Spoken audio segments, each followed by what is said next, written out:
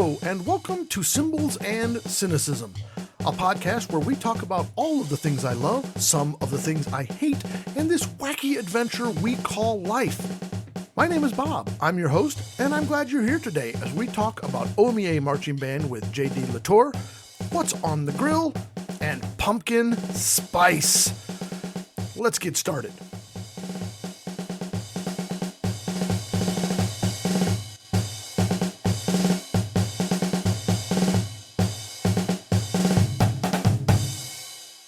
Welcome back. First order of business, we made it to episode 8. We're there. We're in it. There's an episode. It's 8. Why is that a big deal? If you haven't been listening from the very beginning, you might not know. I think it was the trailer or maybe the first full episode.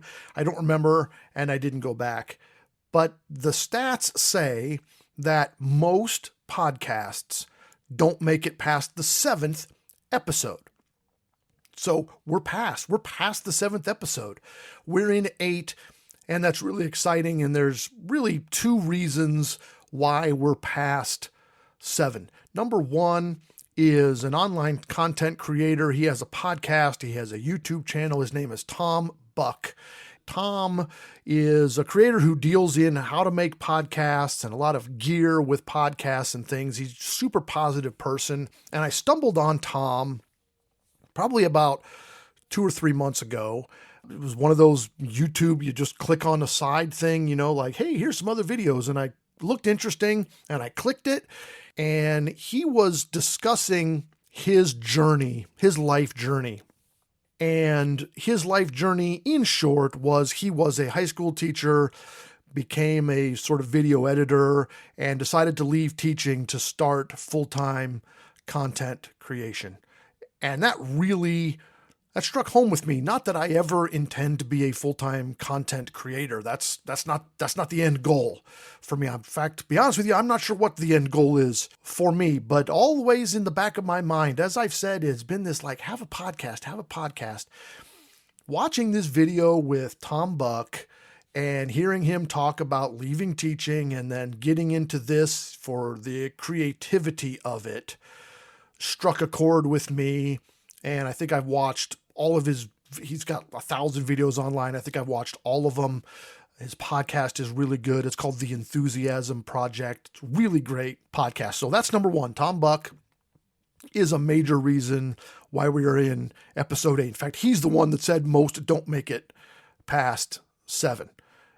The second reason, though, is more important, and that's you. If you're listening to this podcast, and if you've listened to previous episodes, you're the reason. If nobody's listening, I'm not making a podcast. It's fun and it's enjoyable, and I like researching and taking the notes, and I like doing the recordings. That's all fine. It's good. I started this as a creative outlet. Told you that real early on. Episode 1 or 2. And it has been that. It's been really good for that. And since then, we've added Instagram and TikTok, and those have been fun things to delve into and make videos of and do all of those sorts of things. But if nobody's watching those videos and nobody's listening to the podcast, it's probably gonna end. And so I appreciate that you're there when the ratings come in every day. Here's how many people listened.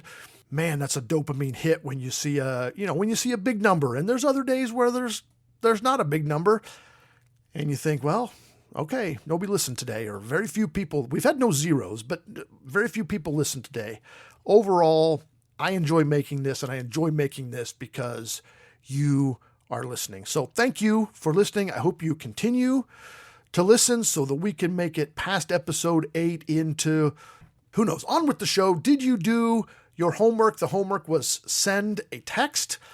Reconnect with somebody that you haven't heard from for a long time. I hope you did that. I did it. I sent a couple of those this week. And if you didn't get a text from me, I'm sorry. I know there's a lot of people that I haven't really been in touch with lately. Life has been kind of crazy. So I apologize for that. Some of you texted me, right? The phone is a two-way street also, right? The phone calls and text 2 ways, goes both ways. So I hope you did it. If you didn't, pause right now and send one. Just who haven't I heard from, or who hasn't heard from me in a long time? And send that one quick, I miss you, I love you in an appropriate way, or you mean a lot to me, let's reconnect. Let's go get coffee, ice cream, or whatever. Lots of feedback this week, all of the good nature, but 3 really got me. I loved it. They were all pretty much the same, and it was just a simple note that said Scott's Tots. And I was like, yes, somebody got it. 3 at least people got it, or at least people that let me know. It was in my rant last week. I was ranting about sports salaries, and I was suggesting things that we could use the money on if we cut sports salaries. Like if you cut sports salaries in half, then you have all these billions of dollars. And one of my references was we could pay for the college education of Scott's Tots. And that's a reference to an episode of The Office. In short, Michael Scott has previously to the current episode made this promise to this group of, I think they were like 3rd graders or something. He went to the school and met these 3rd graders or something, or whatever they were. And you know, if you watch The Office, Michael says things that are just unreasonable a lot and sometimes cringy. And so he promised this classroom of 3rd graders or whatever it was that he would pay for their college education, because he assumed that over the next 10 years he would become a millionaire or whatever and be able to do this. He just kind of assumed that he would be rich by the time they got to college. And of course, you know, sort of the A plot of this episode is those kids are now graduating and he's got to go tell them, look, I don't have the money. I can't pay for your college education. And when he gets there, they have this huge celebration and they have music and all these kinds of things. And they talk about how awesome he is and how much they appreciate, you know, this tuition and so forth. And of course he has to say, but I can't pay for it. So my suggestion is we cut sports salaries and send Scott's Tots to college. So if you got that, good for you. Thanks for being here. Thanks for getting the little jokes that I just came up with. The results are in. We have a name. Thank you for all of you that submitted on Facebook and other places. Texts to me directly for those of you that know me, or texting the show. There was a lot of different, it was kind of hard to keep up with all of the different ideas. We got together last night. My sister, Kathy, who is kind of produces this show, she gives me ideas and do this now and kind of pushes me to record when it's a week when I don't really feel like it.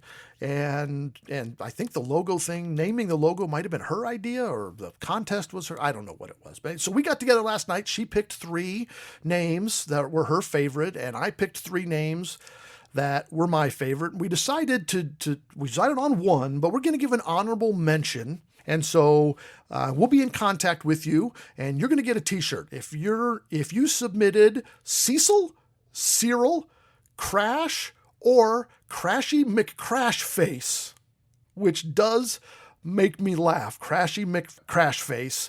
That's all time. That's all time epic. And we didn't pick it for the name, but it's really good. And so you're going to get a t-shirt. As soon as there are t-shirts, we'll be in touch. Get your size, get your address, and we'll mail you a t-shirt. The winner is going to get a t-shirt plus a packet of water bottle stickers. And of course, the glory of knowing that they named the symbol. Here it is. The symbol's name is Sid. CYD. Sid. That's right. Sid the Snarky Symbols and Cynicism Symbol. Say that 10 times fast. And by the way, I said it right the first time and didn't need to edit that sentence. So congratulations to Sebastian, who submitted that suggestion on Facebook. We'll be in touch soon.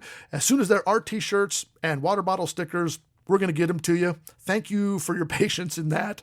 The merch store is coming. I promise. It's in the works. We're sending the emails. We're getting everything set up. And as soon as there's an actual store to purchase, we're going to get you a link, and those people who just won something, we're going to get that to you too. Thank you for all of you that submitted names. That was a lot of fun just wading through them. And, you know, I think almost everyone was like alliteration. Of course, you got symbols and cynicism. So the natural thing is to go with alliteration. There were some like crash and crash. You know, obviously the symbol reference is to crash, but Sid the Snarky Symbols and Cynicism Symbol. I said it right again the first time. Did not need to edit either of those. Go me. stickers. Yes, there will be water bottle stickers. We're going to have some that are the symbols and cynicism, sort of some of the sayings that we say on the show. There's also going to be some RHS music stickers, and it's going to kind of be a combined merch store. Stickers coming soon, and we're making sure that they're like the water bottle quality ones that don't fall off, not like the cheap ones that do. So hopefully. A new thing coming. Do you have a rant topic that you want to hear us explore? A lot of you are kind of seeing me and texting me, hey, here's a rant for you. Here's a rant for you. And I love it. I love it. So send us a topic. Now, not the whole rant. Okay, don't send us the whole rant. I'll take care of that, but send us the topic, and please only use the submit or text the show that's in the description. Use that link that's in the description of the show, and use that only, because it was really hard with the symbol names, where some of you would text me or tell me and just just all kinds of, so like, it was too much and I don't want to miss one. So we're only going to take rant topic ideas that are texted via the submit link in the description. Include an email address in that text. If we use it on the show, we'll be in contact and get you a t-shirt or some bottle stickers or whatever you want. Text us and let us know what you want to hear me rant about on an upcoming episode. Okay, on today's episode, a fantastic conversation with my friend, mentor, and just all-around fantastic guy, J.D. Latorre. And we're going to talk a lot about the opening of the OMEA marching band season and look back at some past and look forward to the future. So awesome conversation with him. I hope you enjoy that. We're going to talk about what's on the grill. Spoiler alert, it's salmon and pumpkin spice. We've got a lot to do today. Enjoy the show. Let's get going.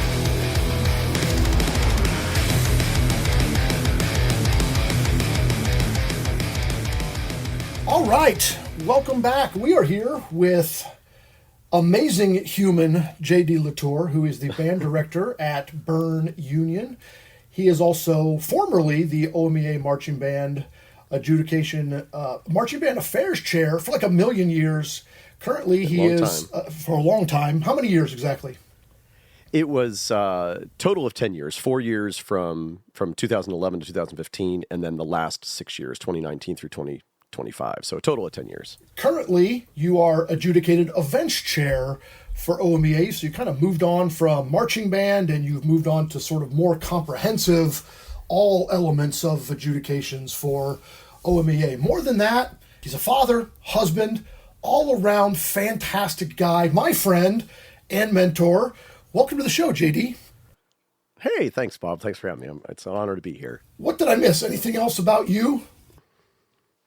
That's pretty much the big picture. Yeah, I mean, I've been at Burn Union here 30 years. It's my only job I've ever had, which is pretty cool. Small school, obviously, and I think after around year 10, I started looking as all small school people do, and decided what I had here was pretty special. And the grass isn't always greener, those bigger schools, and I'm very happy to be here. And I've got a 7-year-old at home, so even though STRS says I can retire in 2 years, I'll probably be here another 10 to 12, depending on what his college plans are. I had a friend that used to say the grass is always greener, but only over a septic tank. That was Greg Taylor. Greg Taylor used to always say that. I worked with Greg a bunch, of course, because he was our technology coordinator for OMEA for a long time, and I do remember him saying that in a few meetings. And the funny thing is, it's true. If you know what a septic tank is, I had one of those when I was a kid. That is actually true. It is absolutely true. We had one. Yeah. We had one as well. I remember visiting you a number of years ago down in the old band room. You've since moved into a new facility, but I remember on the back wall you had all of these frames that had every band director going back I don't know how long. And most people had been there 3, 4, 5 years, 1 year. And then it's like, at that time, you had been there, I don't know, 24, 25. This maybe been 6 or 8 years ago. And it's like, congratulations to you. You're right. A small school, it's tough. So kudos to you for sticking around. That's that small environment. And certainly you've had a ton of success there. And what do you attribute that to, your success? Besides your talent, what else? I joke that there's something in the water here. You mentioned the history we have. The school was consolidated into Bern Union in 1930, so it's almost 100 years old, right? And when I came here in 96, I was the 33rd band director in 96. I mean, the school was only 66 years old. And like you said, yeah, we still have we moved those pictures here, and they're in the new band room. And there was one person here before my time that was here for 4 years. Another person was here for 3, left, came back for 2, and the rest are all 2 years, 1 year, very short stints. But despite that, throughout, and we've had some fantastic directors here. Jeff Schellhammer was here, some really talented directors, but the community has always been embraced the band. When I interviewed here, which this is back before social media, before you could go online and look up and find out stuff about a band, it's back in the 90s. My college advisor, who was the person who told me about the opening, she said, hey, I saw these guys once a few years ago. I adjudicated them. It was one of the best small bands I've ever seen. She said, but also their boosters have a reputation for running people out of town. and both of those things are absolutely true. The band had a lot of history and a lot of pride. And part of that was because the boosters had kind of kept it running. I mean, there were years where there'd be a person come in for a year and they'd leave. A person come in for 2 years. So the boosters, for better or for worse, and you know how booster groups can be overbearing for sure. Absolutely. Really kind of stepped up and owned the program and probably overstepped their boundaries, I'm sure. I never really had any trouble with that. But there is a really special tradition here and heritage. The school's always embraced the band program. It's a tiny, you've driven through Sugar Grove, it's a tiny little village, not a single stoplight, just a little small town. And we've always done band well, and I like to think we continue to do it to this day. Well, I've seen the band a number of times. You absolutely do band. I would say well is an understatement, but that's not why we're here today. We're here today to talk about OMEA marching band adjudications. The season's right around the corner. This coming weekend is opening weekend when we record this. By the time this comes out, it will have been just a few days ago. So, but it's the beginning of the season, first events coming up. How many events are this first opening weekend? So this Saturday there's 3. There's an event at Philo over by Zanesville, Troy in the Dayton area, and then Licking Heights near Pataskala, which is usually pretty typical for OMEA. We've done 4 events on weekend one. A few years we did 5. I'm sure you know this. I mean, the trend for a long time has been for bands to go out later in the season. So those early contests, especially week 1, always kind of struggle to get groups there. And ever since COVID, it's gotten even more pronounced, that trend. But, finding that balance of having the right number of events on a given weekend to meet the demand, but also not to saturate the demand, if that makes any sense. You don't want to have events where there's only 4 bands out, right? Because that's not good for the parents who are paying full price for tickets and not good for the hosts and stuff like that. Off the top of my head, I want to say I think Philo might only have 7 bands. The other 2 events are at 10 plus, I think, which is good for opening weekend. A lot of folks that are brave enough to go out there, and we don't go out till week 2. And if I had to put the show on this weekend, we could do it. It wouldn't fall apart, but it'd be rough. So I'm always impressed. I get to adjudicate this weekend at Troy, so I'm super excited just to get to see bands, and it's always impressive to see what people can pull off this early in the season. Yeah, to be able to do anything this early in the season, we just had football game 2, and now upcoming with 3. So a lot of these bands are still putting on pregame, getting school started, et cetera, et cetera. That week 1 event is scary. I know OMEA recently has kind of reduced that minimum time week 1 to maybe encourage more bands to go out and get the feedback and do the critique sort of thing this early in the season. Oh yeah, absolutely. Yeah. So we changed that 2 years ago. A combination of, I'll call it in the old days, back in the 2010s, the minimum showtime used to be 7 minutes, and of course now it's 6. But in addition to that, of course, bands can go out now in weeks 1, 2, and 3, and there's no penalty for having a show that comes in at a time. Because for most of the time that OMEA has run competitive marching band, if you came in under time, you automatically got a rating deduction and a point deduction. So it kind of obviously did not encourage folks to go out with a partial show. And we were late in that. I mean, we probably should have changed that well before we did. But I like the balance now. In other words, if you've got a group that only has a 4-minute show, that's all they have on the field, they can go out, they can play the whole show. They could even win grand champion. They can't qualify for a state till they cross that 6-minute marker there, but there's no penalty. The last 2 years, and I won't see the data this year because Jason Graham's in charge now, but I know the last 2 years we had an increase in the number of bands coming out those first 3 weeks, which is great. I mean, you're exactly right. You get out, you get feedback, you can go to critique. There's no disadvantage. You just put out there whatever you feel like they're confident in, I mean, you remember the old days where you would see a band come out and they play their whole show because they had to get across that 7-minute minimum, right? And the last minute they're standing still and there's no guard work and stuff, which again, that's not the end of the world, but you're not putting your kids in the best situation there. So I like the new system where directors can decide, hey, this is the line, we're solid to this point. This is what I want to put in front of adjudicators, what I want to put in front of parents and the crowd, and where my kids feel successful as opposed to having to artificially cross a line early in the season.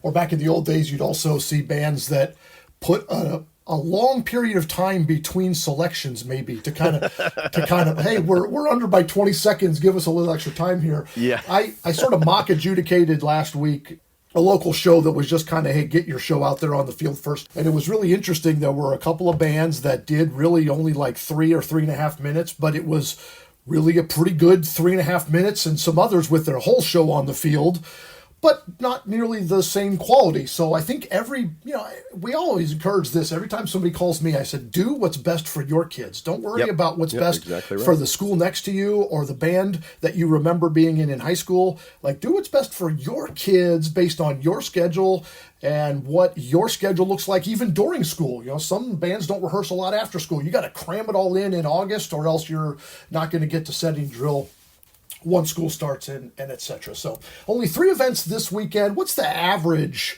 number of events per week for most of that regular season? Once we get to week 2, the average is around 8, I think. I mean, the outliers are the last week of the season has 11, and there's a week in there that has only the last week of the season has 11, if I said that wrong.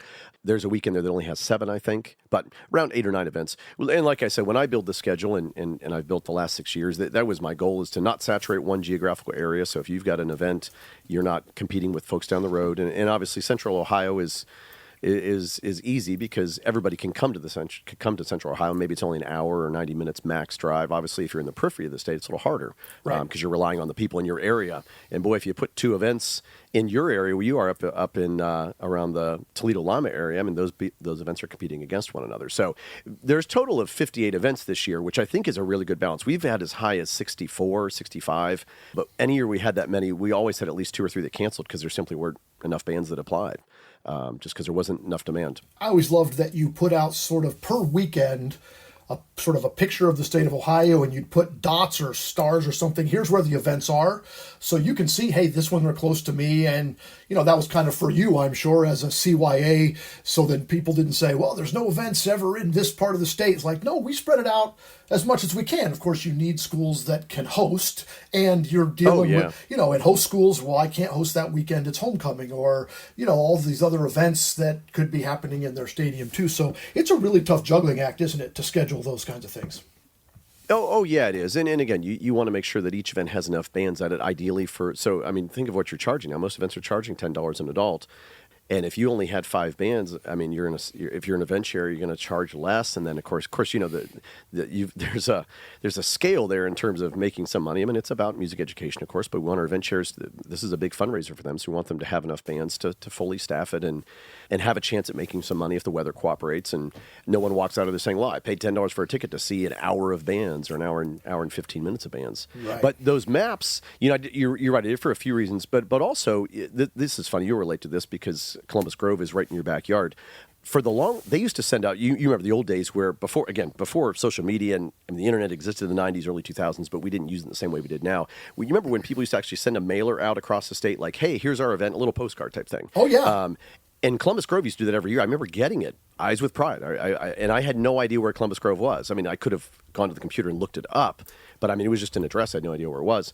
And now, long story short here, my band goes there almost every year because we do a Cedar Point trip. But for probably a decade, I got that postcard like, that's kind of cool. I wonder where they're at. But it wasn't in my neighborhood. I could have easily looked it up.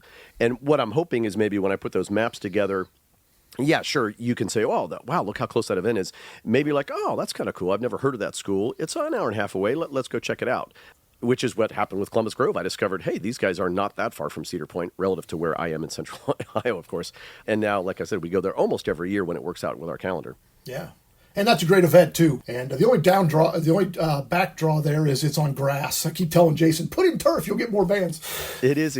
But it's a fun place to play. It's a small stadium, but it's really tall. I mean, what's fun, I try to take my band, if I can, to one new place every year, and especially in the years I was marching band affairs chair, I tried to just get way out of our area and just see other facilities and stuff. And there's obviously a lot of really big marquee facilities in this state, and that's great.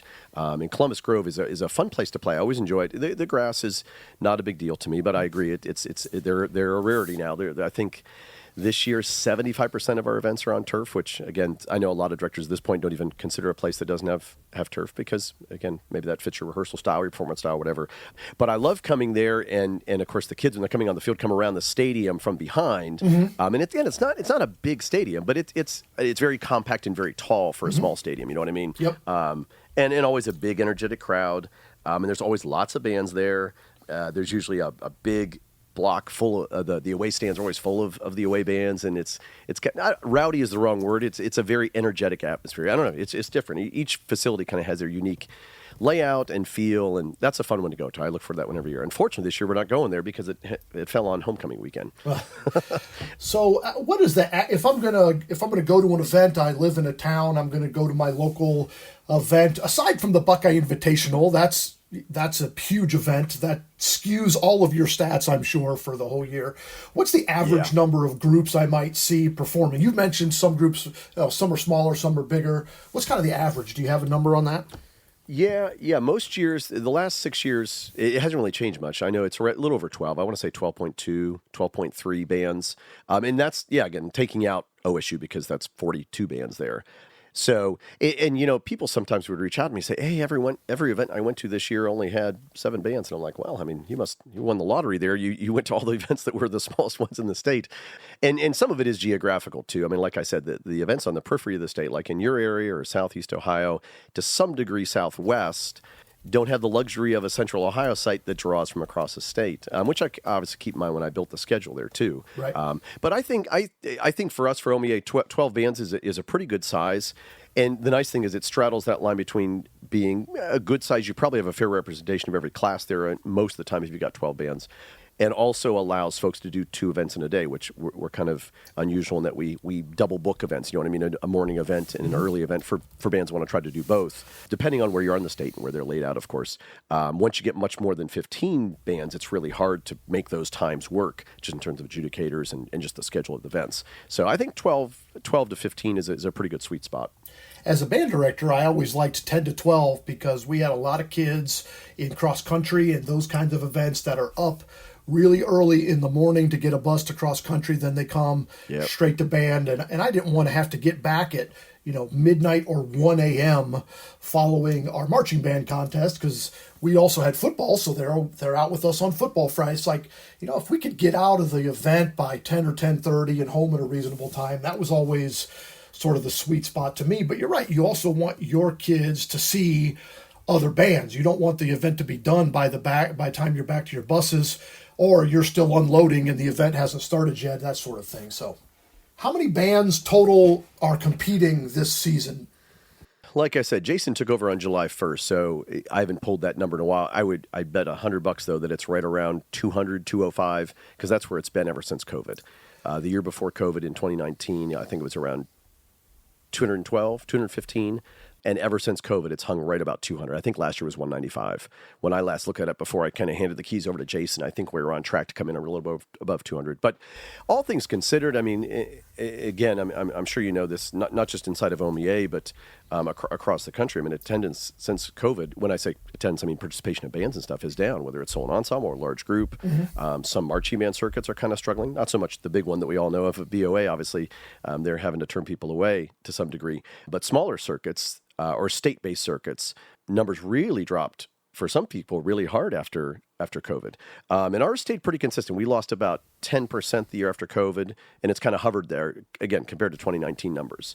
And that's better than solo ensemble large group. I mean, solo ensemble large group took like a 25, 30% drop there coming out of COVID. And it's been slow going to build that back up. The trend line is good, but I'm preaching the choir here. I mean, COVID is still a reality we're living. I was talking to somebody just the other day about my freshman class here. It's really weird. They just have a different character than any other class ever had and any other in the classes behind them. And I was talking to a director who said the exact same thing. They're freshmen, which those kids would have been I don't know, third or fourth grade when COVID hit, something like that. Yeah, If I'm doing the math fourth correctly. grade, I think, yeah. And it's just, I think most groups' numbers have rebounded for the most part. I know ours have for sure. But, we're still seeing the effects of COVID on education in many ways, whether it's math scores or personality that you can't really put a number on or delineate. But I can tell you, this freshman class is just built differently and not in a good way. I hate to say that. And I'll be honest, my freshmen in my band are great, but the freshman class as a whole is just kind of an interesting group. Let's just leave it at that. Early in my career, I would hear other more veteran teachers say things like this class or that class as if they had a personality. And I always thought that was nuts. But then as I got a little older, I was like, yeah, they are totally, they are totally right. True. And as I've had a son who's now a junior in high school, his class definitely has a personality that's very different from the ones a year older and a year younger. It's like, wow, I was thinking those older teachers were crazy. Was crazy. They were absolutely right. There is a difference there. So that number. And I kind of wonder if because you and I both teach at small schools, of course. So I wonder.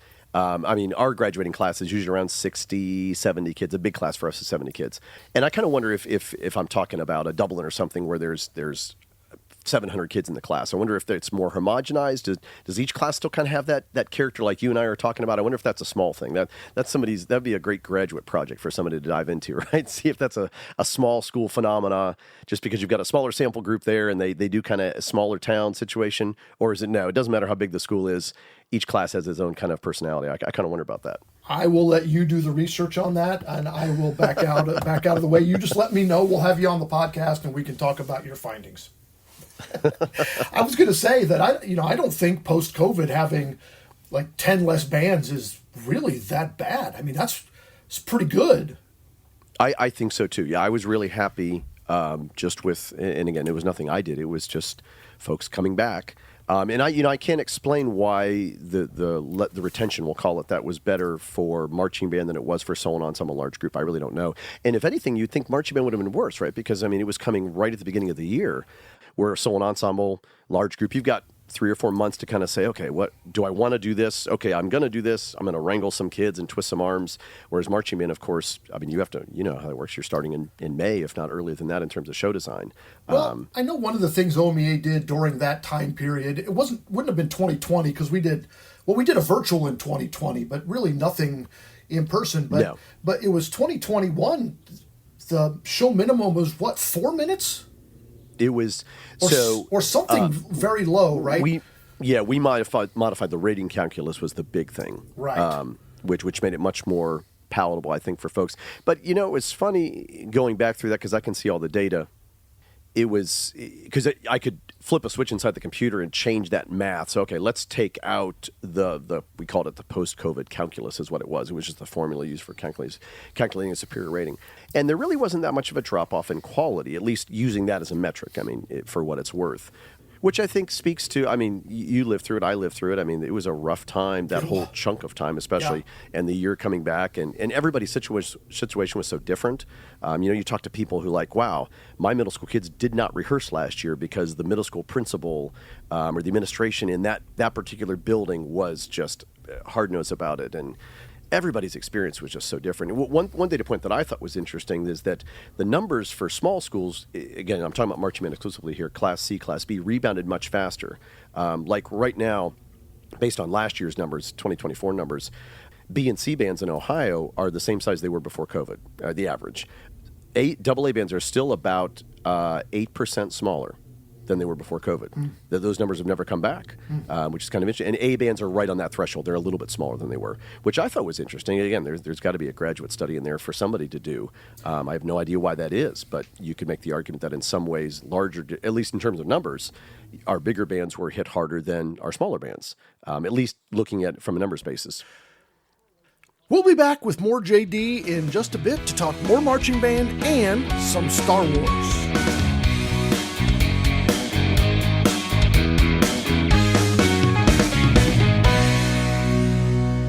What is on the grill today? Well, what's on the grill today, or recently, not today, is salmon. Salmon is amazing smoked. Years ago, I was stuck on chicken and beef, sort of this chicken and beef thing, was smoking and grilling. And I remember we were eating at the dinner table, and I suggested to my wife and son, hey, I think maybe I'm going to try some salmon. And they both turned their nose up. We're not a big seafood family. They both like, no. And we tried it anyway, and they immediately couldn't get enough of it. Now all I hear is, hey, when can we have salmon again? So a bit of a process, more complicated than some other cooks, not super complicated, but a little more. It does take about 24 hours. First, you have to pack it overnight in brown sugar and salt. Sea salt, normal salt. We happen to have sea salt in the house. I use a food safe container. I put an entire bag of brown sugar. Dark is better, light will work. Put a little bit under the fish, put most of it over top of the fish that you're going to eat. Salmon mostly comes with a skin on one side and then the meat on the other. So you want to put most of the brown sugar around the meat. You want to cover a little bit of that in sea salt. Now, don't go all the way heavy with the layer of salt. I just put enough on so that I can kind of see that it's there.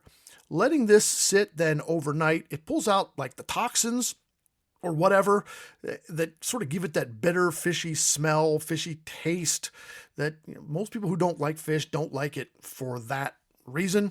Well, doing this pulls all of that out, and all you're going to taste is the salmon and then whatever you season it with. So the next morning you do that. I usually do that 8 or 9, 10 o'clock at night. Let it go overnight. The next morning, 8, 9, 10, whatever in the morning, rinse it off, pat it dry.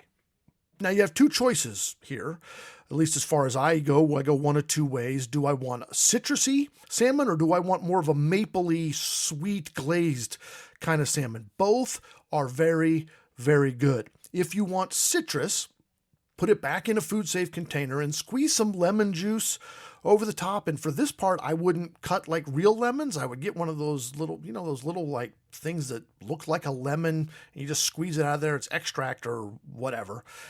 So you squeeze that over the top, cover it, and put it back in the fridge until you're ready to cook. So if you're doing this at 10 o'clock in the morning, you're having it for dinner, it's going to sit for 6 hours or so. If you want to go more the mapley way, then don't do the lemon juice. Instead, I use a Meat Church seasoning, and I've referenced Meat Church before. This one's called Honey Hog. It's originally intended for pork products, but it's great on fish as well, I think. It has this like honey sweet edge to it, so I sprinkle that on. Now, you don't need to go super liberal with either the lemon juice or the honey seasoning. You could also do a lemon pepper seasoning, by the way, with your lemon citrusy version.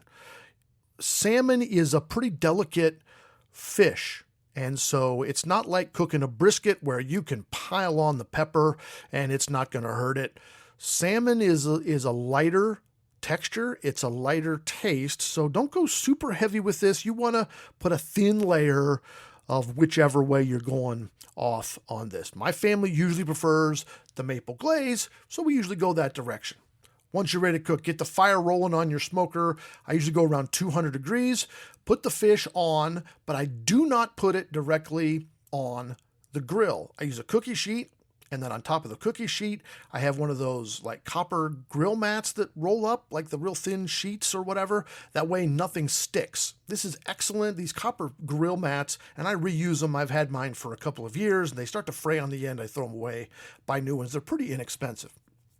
Again, salmon is a delicate cut of fish, and so you don't want it to fall apart and crumble, and it falls through the grill and ends up on the bottom of your smoker. So having the cookie sheet and the copper there is going to keep everything from sticking. It's going to keep everything sort of held together. Toss on some more seasoning of whatever you're using, whether you're going with the honey hog or you're going with citrus, and stick in your meat thermometer and let it ride, right? We are looking in my house for a finish temp of about 135 to 140. We like our fish a little more well done. I mentioned that a number of episodes ago with tuna. We don't like our fish super raw. If you do, then lower that finish temp to wherever you like your fish. 135 to 140 is going to be warm and cooked all the way through, but it's also still going to be light and moist. If you cook it way past that, it's going to sort of dry it out a little more.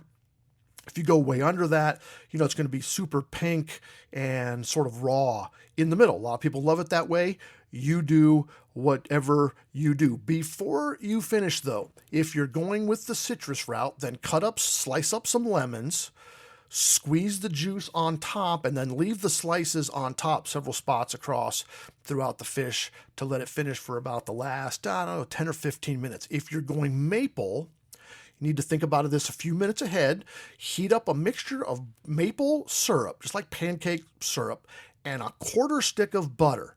Now, you can adjust that quarter stick of butter if you're making like 2 big fillets, then maybe you need a little more, but it's going to make quite a bit of sauce here. So you heat this up just in the microwave, melt the butter, incorporate the syrup. You're not looking to bring this to a boil or cook it. You're just heating it up enough so that the butter melts, incorporates in with the maple syrup. Head over to the fish, drizzle this over the fish for about the last 15 or so minutes. Let it cook. It'll kind of tack up, and it'll be really nice and a really sweet finish on the top of this fish. Fantastic. Sides, how about some Cheddar Bay biscuits for your sides, and also a vegetable, something nice and light to match the lightness of the fish. We usually do a mix of sliced up, cut up zucchini and corn in a skillet. You put some Parmesan cheese, some garlic, and some lemon juice on top of that. Mix it up, let it heat up, and sort of incorporate a little bit. Really nice, light, and healthy vegetable. This is a beautiful meal, nice and light, great for a Sunday dinner. Whether you're cooking salmon or anything else, happy grilling and happy eating.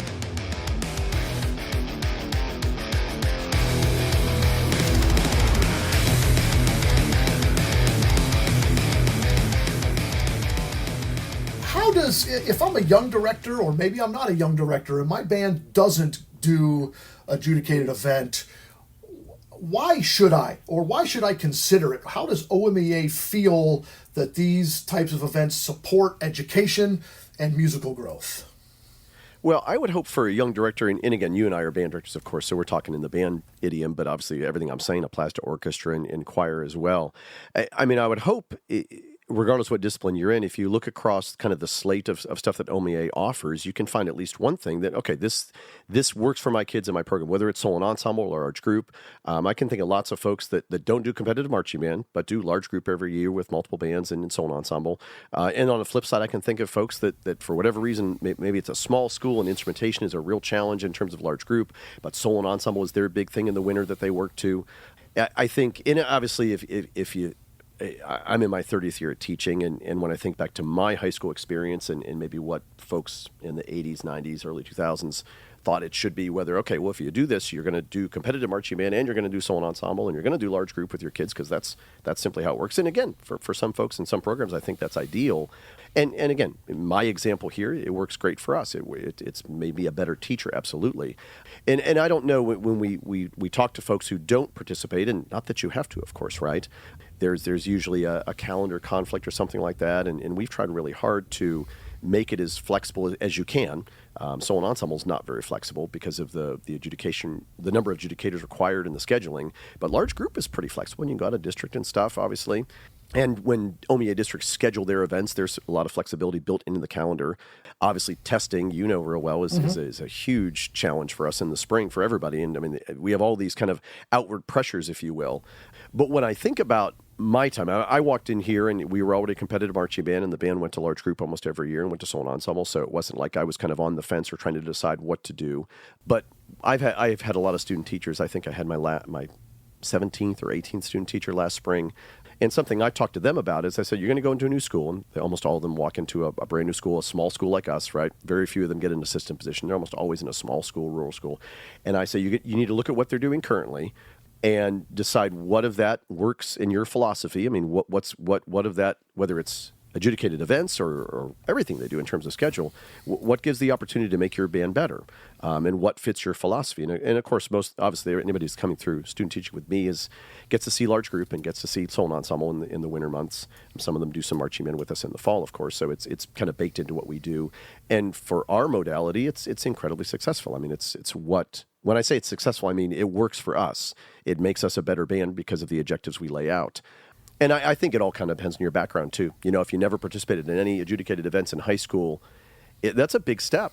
to say, wow, I'm going to take my band or my solo ensemble kids and put them in front of adjudicators, not having that kind of baseline of knowledge, if you will. And OMEA tries to fill in some of those gaps with clinics and podcasts and stuff like that to some degree. But, the people you don't get, you never know, you don't always know why you're not getting them. I think a lot of it for marching band is things like tradition and community, because we've all, whether we're competitive or not, our marching bands are a huge part of our community identity. And yes. If you are not competitive, and maybe it's because you're a, more of an Ohio University dance band, or you're more of a block band, that kind of, if that's the identity of your marching band, then that's a really hard thing to change in order to compete in the modern version of competitive marching band, right? Oh my gosh. Yeah. Oh yeah, for sure. I mean, I can remember when I first came here. So this is 96, right? And of course the joke of OMEA made against OMEA marching band is that we're behind the times, and there's some truth to that. I mean, I'm not going to debate that. When I first came here in 96, my band these guys still marched high step, right. like OSU style high step, and we're competing, and they were right on the downturn line of that still being a valid competition style, I'll call it, in OMEA. Obviously, once you got to the 2000s, if you're doing a whole lot of high step, you better be really clean and play some really good dynamics, right. Just because the show design is so archaic, right? And, when I was Marching Band Affairs Chair, I tried to keep that in mind, that obviously we don't have a lot of bands out there that are show style still, but we have some bands with twirlers, which is not a bad thing. And we cast a really, really wide net in OMEA marching band events. I mean, much wider, I think, than other circuits, and by design. And we want to try to accommodate, throw out your favorite BOA top-tier band in Ohio, and I can think of several, but you can think of several as well that sure. compete on the national level and are very successful. We would like to have a system in place where they come to our events and get good feedback and actionable feedback that they can make their band better after hearing and playing at our event, but also facilitate that the young band you're talking about that maybe is the community or the kids or the directors decide, we're going to try this. We're kind of in this hybrid state, and we don't want to get fives out there. Can we get meaningful feedback that can get us from where we are now to where we'd like to be in 2 or 3 years? And a lot of that is adjudicator training, and I think I joke to how people, especially outside of Ohio, comment that OMEA is behind the times, and there is some truth to that, but I think it's also partly by design. I mean, that was something I was always cognizant of, the folks that are pushing OMEA marching band to be just like X, insert your favorite other circuit here. Right. And there's plenty of things we can learn. There's lots of things that BOA does very, very well, or Mid-States, or KMEA. What can we take that they do well that fits most of our group and adopt that? And I like to think we've made strides in that direction. We're not going to look just like BOA because we don't want to. We need to cater to our clientele in Ohio because that's our membership. Well, I think I was having a conversation, I don't know, maybe a year or so ago with a younger director, maybe 5-6 years in the business, and said something like, well, OMEA never changes anything. And I said, hold on, I'm going to stop you right there. I've been teaching, at the time it was like 23 years or something like that. But I've been around 23 years. I can tell you OMEA has made more changes in the last 5, 6, 7 years than they have in the previous 27 years. Because I think that was the thing, is for a long time, not a lot changed. I think recently things have moved. The gears have moved faster recently.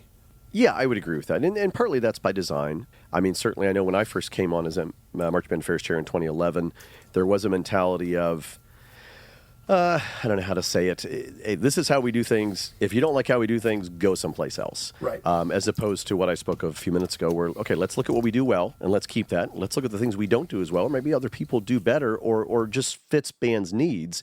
And some of that was simple, like with timing and stuff. I mean, I had a good conversation with a director from Southwest Ohio way back in my back in the 2010s, and he was saying, hey, listen, we like coming to OMEA events, but here's the problem.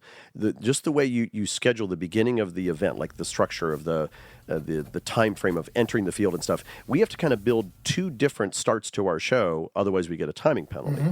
Because of the other circuits they participate in. He said, if you could adjust this just a little bit to change this timing parameters and make it more flexible, we wouldn't have to do that. And again, as a director, the last thing you want to do is have to teach something twice or in two different ways for two different situations. I mean, for young kids, that's the worst possible situation, right? Especially in marching band, that's all about muscle memory. So there was definitely some low-hanging fruit there to like, hey, we can cast a bigger net here and get more folks involved. Or those folks that are kind of on the fence because, hey, I like what you do, but this is a point of friction in terms of our participation. And there's always going to be things that are just radically outside our scope, like, hey, let's make GE worth more than music or something like that, which obviously is not part of our philosophy. But I like to think, in my time as Marching Band Affairs Chair, we were able to push through some changes that didn't take away from our musical goals as a state entity, didn't take away from the educational value of our events, but also made it easier for folks that weren't participating in OMEA Marching Band events to participate. I think the other side of that same discussion is you also don't want 75 different things every year where you have to read and memorize an entire rule book every year, right? Like you want it to be a couple things are changed. Here's some things that we are moving to, but not like throw out the baby with the bathwater every single year. That's not good either.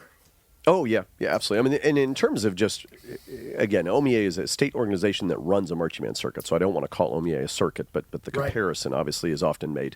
There's just a limited amount of bandwidth in terms of our ability to push out new things. A good example, I hate to talk about COVID again, but we had planned to go to the 100-point system in 2020, which was obviously a pretty big blow up of how we do all the math. I mean, it radically changed how the accounting system was worked in terms of recaps and everything. And my plan pre-COVID was to do that in 2020 and then switch to competition suite in 2021. Which, again, two very different things, right? One is how you handle adjudicator commentary and delivery. One is kind of the bare bones math that drives your circuit. And obviously that got completely blown up because of COVID. And when we came back in 2021, I kind of second guess myself even now, we probably could have pushed through both of those in the same year, but I was really afraid of kind of falling on our face if we tried to do two different new things. And we don't have the staff, perhaps. I mean, the staff is pretty much me when it comes to marching band events. The staff on the organizational level, in terms of recaps and software to support it, all that stuff. So, you don't want to push out too many changes because it confuses people. It makes it hard for your members to kind of keep track of everything. But also, on the flip side of the organizational standard, you've got a limited number of bandwidth in terms of what you can actually accomplish that's radically new in a given year.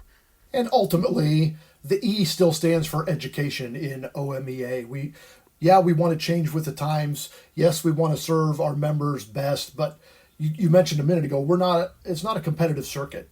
We offer a competitive element, but we're ultimately still an education association, not a competitive association. First and foremost. While we're on the subject of anything new this year to OMEA marching band adjudications?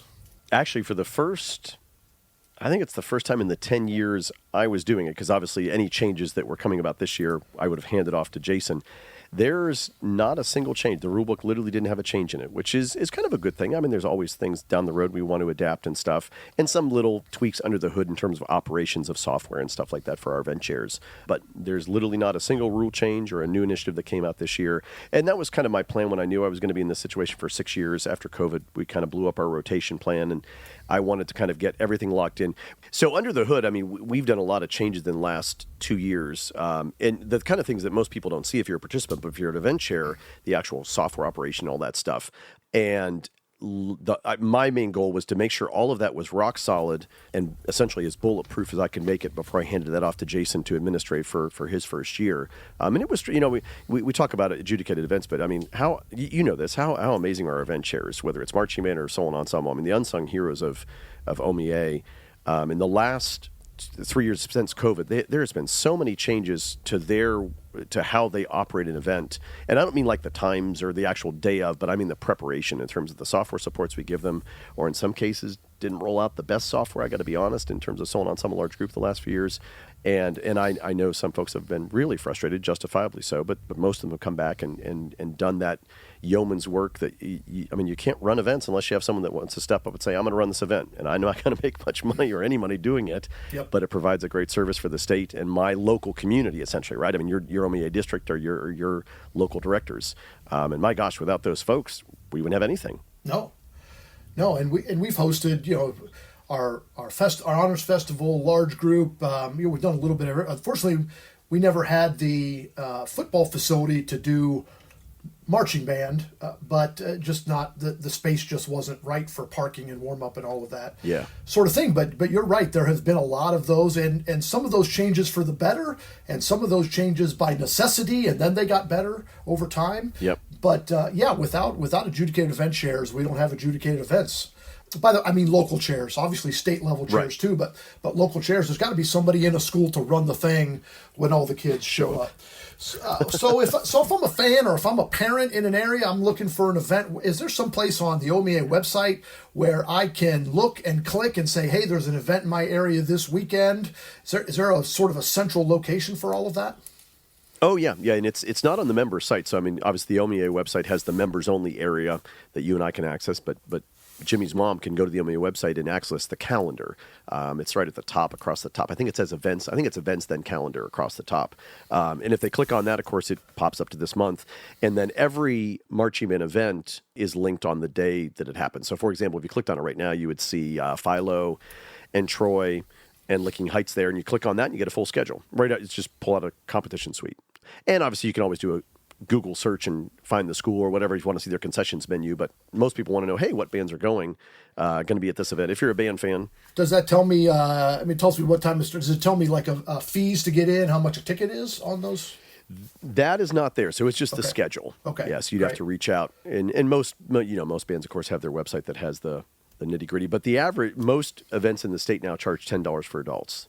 A few are lower than that, but that's the vast majority of the events are charging that. I think $10 for adults and $7 for students and seniors, I think. And that's where they're making their money, right? Concessions and tickets, because bands pay a fee to participate, but that's paid to the state. The local site doesn't see that fee. Is that right? Yeah, just $25. So when because I like to learn from event chairs and just see, because everybody has good ideas and stuff, and some of it's regional too, just things that certain regions do and others don't. When I talk to event chairs, marching band event chairs, of course, in this context, the vast majority of their funding is coming from, or their profit is coming from those ticket sales and concessions. But boy, I tell you, I mean, if you've done any concessions work in the last 2 years, that margin is so slim now in terms of, because food is so expensive. So it's amazing for a business essentially that has no employee overhead. You're not paying any wages. Right. It sure don't make a lot of money. You would think you make a ton of money on concessions because you're not paying anybody for anything. Right, you're just buying the product. But there's a hard limit to how much you can charge for a hot dog, right? There is, and it's hard to predict waste and hard to predict, how much you throw away, et cetera, et cetera. So if you're going out to an event this year, you can see the schedule on the OMEA website. We'll put a link in the description here on the show description. So if you just want to click on that, it's not membered. Anybody can get to that portion of the OMEA website. And when you get there, buy some concessions, because that booster organization is trying to make some money to help support their own ensembles. Hey, enough marching band. Can we talk about Star Wars? Like, that's the important stuff. Star Wars. Yeah, that sounds good. I know you are a huge Star Wars fan. I thought I knew that, but then a couple weeks ago when I was texting you, you said, yes, let's talk about Star Wars because you're a huge fan. Have you been a fan your whole life or more recently? How's that come about? Oh, yeah, my whole life. I mean, I think you and I are close to the same. I'm 51. You're 50? Yeah, 51. 49. I just turned 51. Oh, okay.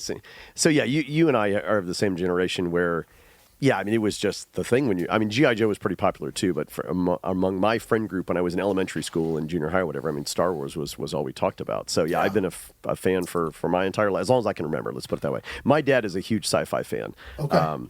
Or science fiction in general, and so I mean I remember as a kid saw a lot of bad sci-fi movies in the 80s that he would bring home on VHS or whatever. Yeah, it didn't seem to matter what it was, my dad would watch it. But Star Wars, Star Trek, those ones obviously stayed with me, and I can remember him taking me to see Empire. And he tells me he took me to see New Hope because they obviously it came out for the first time when I was like 3 or something. Right. But they re-released New Hope. I don't know, maybe 6 months before Empire came out. I don't remember seeing that, but I definitively remember standing in line to go see Empire with my dad, which is a pretty awesome memory to remember that here 50 or 46 years later, whatever the math is. Yeah, I don't remember going to see Empire. I know I saw Return of the Jedi in the theaters, but I don't remember seeing Empire. I don't know. I think I was a little later into the Star Wars craze. Yeah, we had all my friends had the toys, and we'd go over and reenact Hoth and all of that. Oh yeah, all yeah, that for sort of sure. stuff. All right. So the first question is always on a scale of 1 to 10. 1 being you aren't sure who Luke's father is, and obviously you're not a 1 if you've been watching Star Wars your whole life. 10 is you know that Luke Skywalker has an evil clone. Where are you on the spectrum of 1 to 10? So, well, the evil clone thing must be in the novels or something, right? Because I don't know that. It is. It's in the novels. Is it? Okay, and I haven't read any of the novels, so I guess I'd have to be a 7 or an 8, definitely not a 10. Okay. Because of that criteria. I'm missing that key knowledge there. You're missing that key knowledge. Well, I can give you a list if you want of some novels that you might want to read. Okay, so favorite movie of all the movies, which one's your favorite? Empire, and I know that's probably what almost everybody says, but and some of it's like we just talked about is rooted in just my generation, right? I mean, I remember going to see it; it was so visceral when you're a kid, and it's what everybody's talking about. But even when I watch it now, I mean, it holds up so well. I mean, it's such a great story, and yeah, so definitely my favorite. I would say Empire hands down. Rogue One is probably my second favorite. I'm right there with certainly you. by far my favorite of the new movies, the new trilogy and the prequel, and by far I don't think anything from the original 3, but since the original 3 comes close to Rogue One in terms of quality. We just released the episode that just came out today is a deep dive into The Empire Strikes Back. I'm going in release order, cool. so we did New Hope and then Empire and going through in the order in which all the Star Wars media, visual media only. We're not doing the novels on the podcast, but Okay. In everything was released. And I mean, I watched it 2 times this week as research and did a bunch of other deep dives.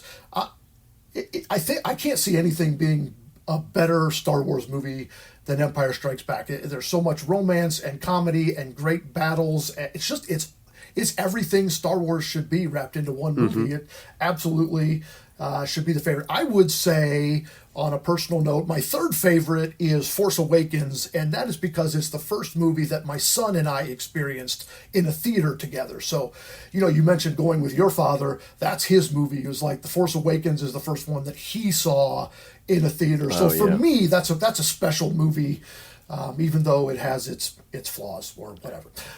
All right, favorite character.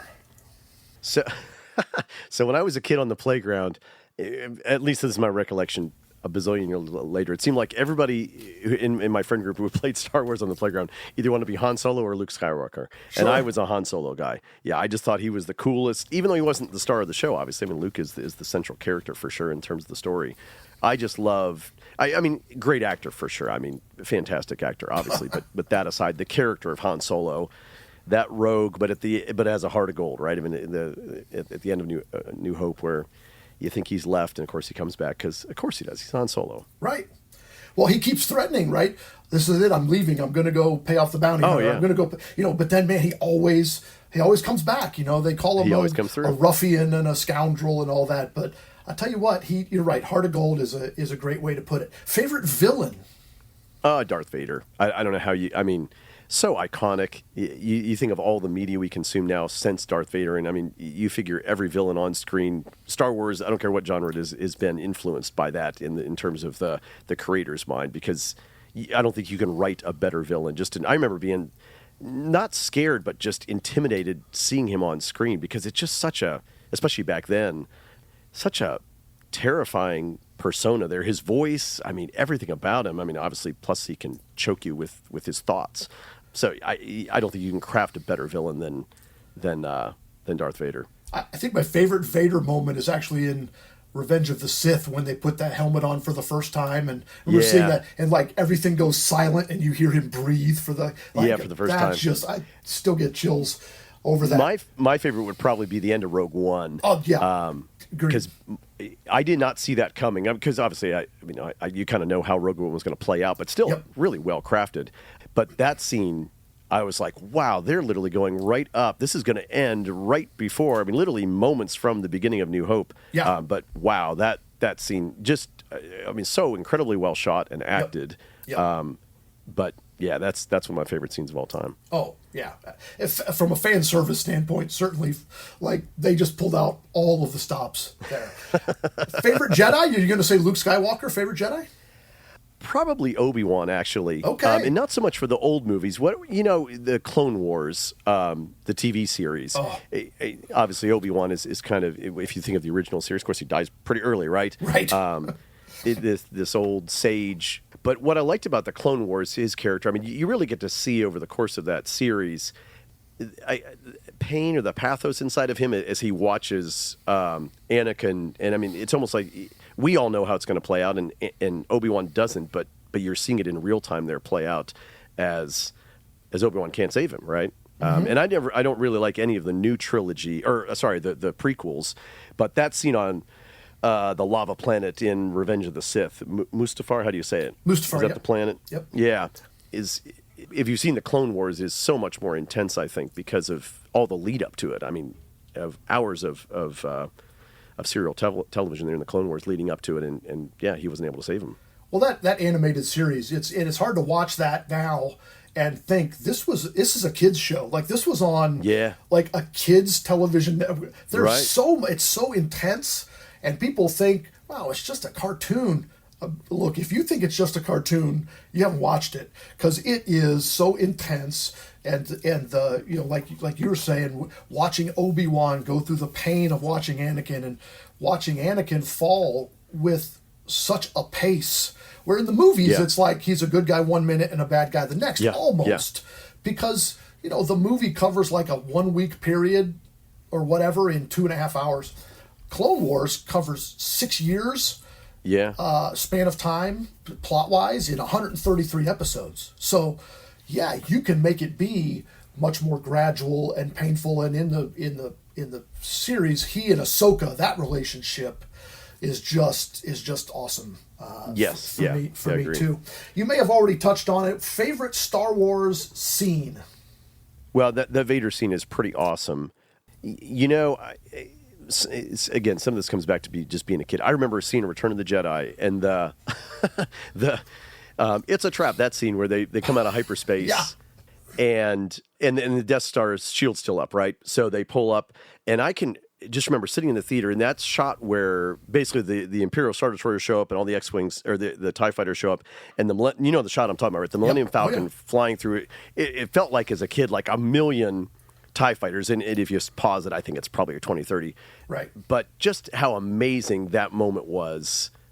Just the iconic moment, the Millennium Falcon zipping through all of those ships. And then, of course, as an adult, you read about how they made that, and I mean, the models and the compositing of the shots and stuff. I mean, the craftsmanship that went into that scene, just that moment, which is probably 2 seconds on screen. And it holds up today. You watch it today with all the CGI we're used to, and it looks amazing. I mean, that's just when you think of all of Lucas's poor dialogue and some pacing problems throughout the series, and all the things we can complain about. But my gosh, just the magic, the pure magic of those special effects moments in the space battles. Well, most of those space battles where he actually went into the editing room with old World War II fighter pilot scenes and basically did a shot for shot, black and white, and then handed it to the editing crew and said, like, do this but in space. And he did the same thing with Samurai, and some of the lightsaber battles was Samurai, and some of the other action scenes were like Flash Gordon. And there's a reason why Star Wars seems so familiar, and it's because it is. We've seen it. We've seen so much of it before. It's just all happening, in space in a galaxy far, far away, which is why I just think it's so freaking cool. And you mentioned on the playground. I remember I've said a million times, that's the reason I love Star Wars, because even today, at 51 years old, talking with JD, who's 51 years old, like I feel like I'm on the playground right now, talking about who I think Luke's father is, because we don't know yet. And and is it really Vader? And all this. We used to talk about all of those. I remember that, because Empire came out before school ended, I think. I remember seeing it, and then, May of course, 21st, yep. Okay, yeah.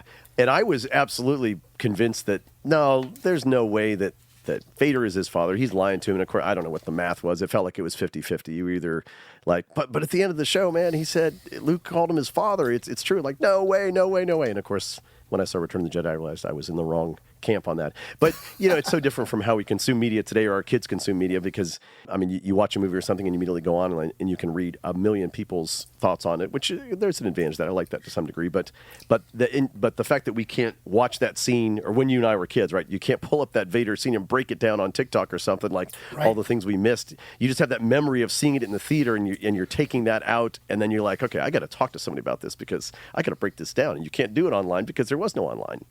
Yeah, I don't think we were...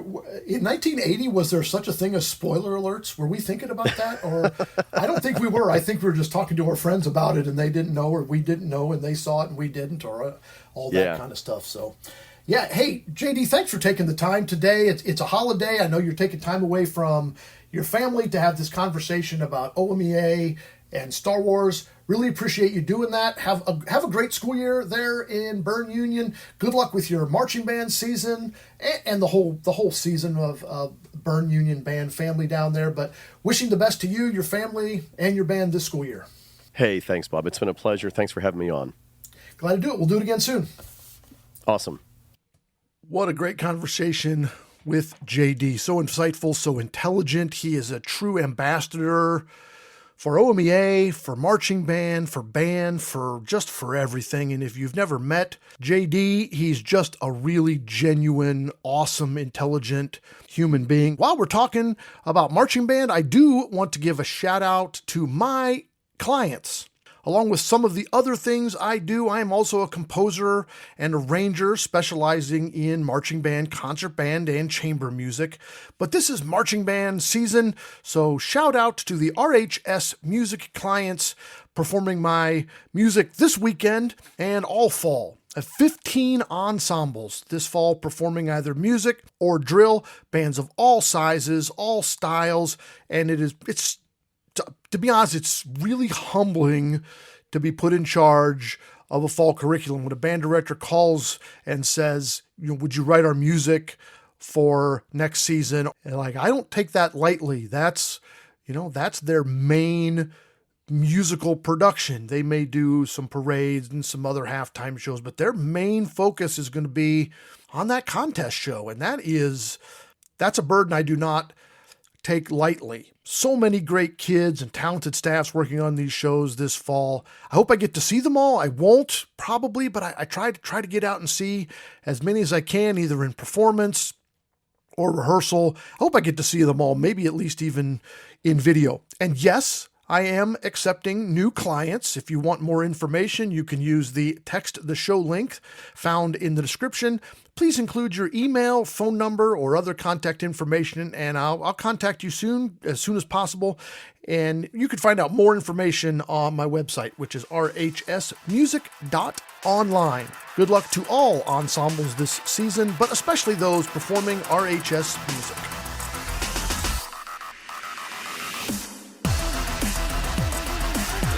No, breathe. Find your happy place.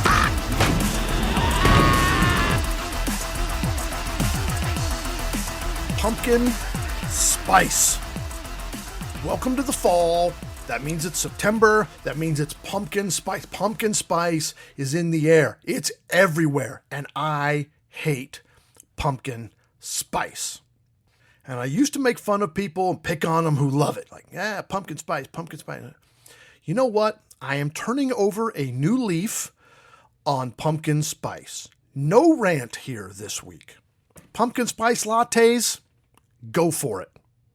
Pumpkin spice marshmallows, sure, why not? Pumpkin spice Pringles? Look, that's a little weird, but I guess if they have dill pickle flavor, then they might as well have pumpkin spice, so if that's your thing, more power to you. Pumpkin spice Spam. Look, that's disgusting, but you do you. How about a pumpkin spice oil change? I do not see the point of a pumpkin spice oil change, but I do not begrudge you for your pumpkin spice oil changes. Pumpkin spice Oreos? No, sorry.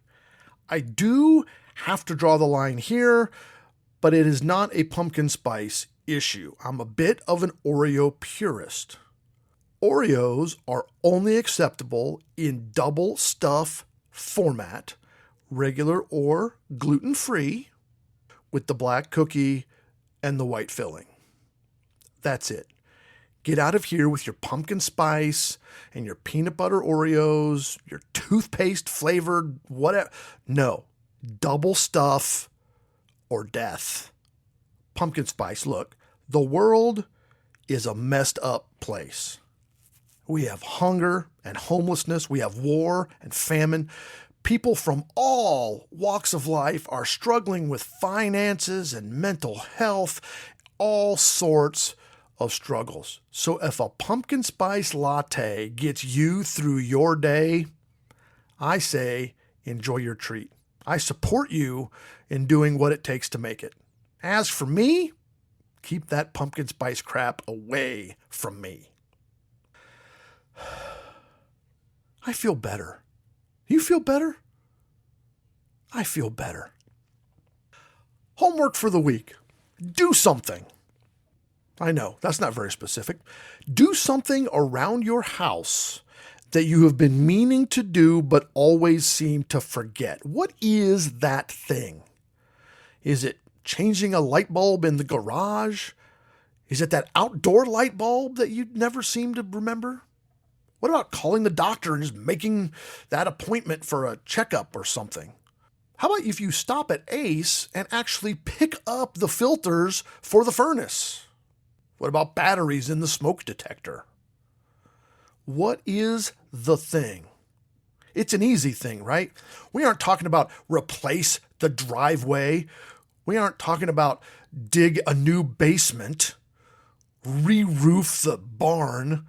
I'm talking about a light bulb in a closet. It's a little, it's annoying, it annoys you, it annoys your partner probably, but nobody seems to remember just to do it, right? It's easy. Write it down right now so you don't forget. Make yourself a sticky note, put the sticky note on your desktop, and let's get it done. Just do it. You'll feel so much better. Okay, that's the show. Make sure you leave a rating, drop a comment, or send a message on the app of your choice. Ratings help us get noticed. Constructive comments and messages help us make the show better. If you have a rant suggestion, text the show using the link on the bottom of the description with your idea along with your contact information. And if we use your rant, we'll send you a free Symbols and Cynicism t-shirt. We hope you'll join us next time as we discuss Return of the Jedi, Something Neat with Matt, my recent running journeys, and people who reply all. Thanks for joining me today. The theme music is the Canton South Street Cadence, written by I'm Not Sure Who and I'm Not Sure When. The show logo is designed by John Suh. This show is produced by my sister Kathy. I hope you'll join us next time for more reflections and ranting on Symbols and Cynicism.